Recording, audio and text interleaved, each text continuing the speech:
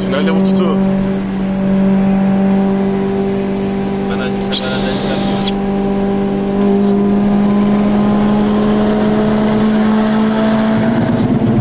Tamam.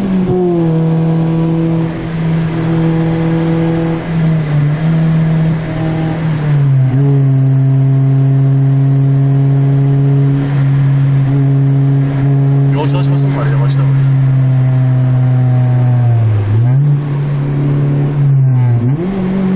Doğancı Toyota kullanırsa. Polis şeyi var o ileride, tamam mı? Oradan geçeceğiz, haberin olsun. Al polis arabası. Abi ben döneceğim. Dön abi.